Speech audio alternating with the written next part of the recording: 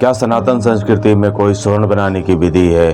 प्राचीन समय में देवी देवता, राजा महाराजा क्या स्वर्ण खुद अपने घर पे ही बना लिया करते थे? नमस्कार दोस्तों, मेरा नाम नारायण विजय है। स्वागत है आप सभी का मेरे चैनल पे। दोस्तों, आज हम इस वीडियो में प्राचीन स्वर्ण बनाने की विधि इस वीडियो में विस्तार पूर्वक जानेंगे। चलिए दोस्तों, इस वीडियो को हम शुरू करते हैं।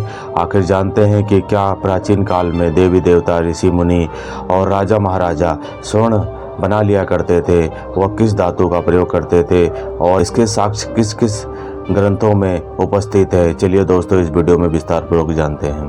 कहते हैं कि प्राचीन भारत के लोग स्वर्ण बनाने की विधि जानते थे। वे पारस आदि को किसी विशेष मिश्रण में मिलाकर स्वर्ण बना लेते थे। लेकिन क्या यह सच है या आज भी एक रहस्य है?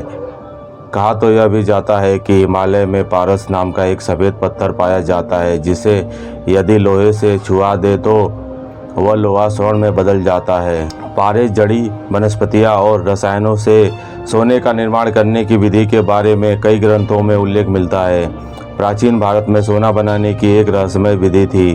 कहीं ऐसा तो नहीं कि इसी कारण बगैर किसी खनन के बावजूद भारत के पास अपार मात्रा में सोना था।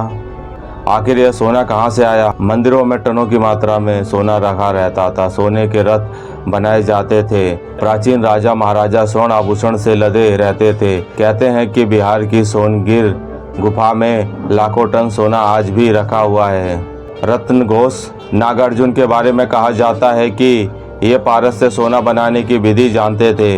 कहा जाता है कि नागार्जुन द्वारा लिखित बहुत ही चर्चित ग्रंथ रस रत्नाकर में एक जगह पर रोचक वर्णन है, जिसमें शालिवाहन और भट्ट यक्षिणी के बारे में बहुत संवाद से पता चलता है कि उस काल में सोना बनाया जा सकता था। संवाद इस प्रकार है कि शालिवाहन यक्षिणी से कहते हैं, हे देवी, मैंने यह स्वर्ण और रत्न तुझ पर निछावर किए, अब मुझे आदेश दो।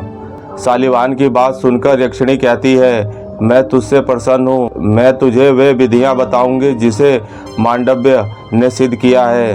मैं तुझे ऐसे ऐसे योग बताऊंगी जिससे सिद्ध किए हुए पारे से तांबा और सीसा जैसी धातु सोने में बदल जाती है। एक किस्से के बारे में भी खूब चर्चा की जाती है कि विक्रमादित्य के राज्य में रहने वाले ब्यांडी नाम के एक व्यक्ति ने सोना बनाने की विधि जानने के लिए अपनी सारी जिंदगी बर्बाद कर दी थी। ऐसा ही एक किस्सा तारबीज और हेमबीज का भी है। कहा जाता है कि ये वे पदार्थ है जिसे कमियागर लोग सामान्य पदार्थ से चांदी और सोने का निर्माण कर लिया करते थे। इस विद्या को हेमवती विद्या के नाम से जाना जाता है। वर्तमान युग में कहा जाता है कि पंजाब के कृष्ण पाल जी शर्मा को पारस से सोना बनाने की विधि याद थी।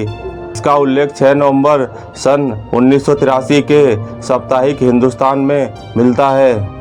पत्रिका के अनुसार सन 1942 में पंजाब के कृष्णपाल शर्मा ने ऋषिकेश में पारे के द्वारा लगभग 100 किलो सोना बनाकर रख दिया था।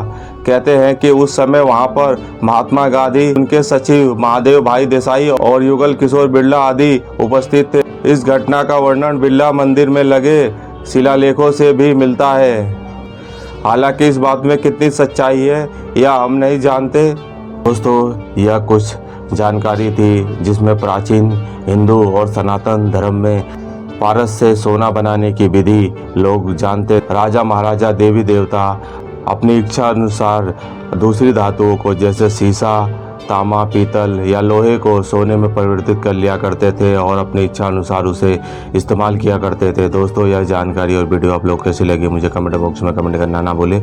दोस्तों, अगर वीडियो पसंद आए तो उसे लाइक करें, शेयर करें, चैनल को सब्सक्राइब करें। धन्यवाद।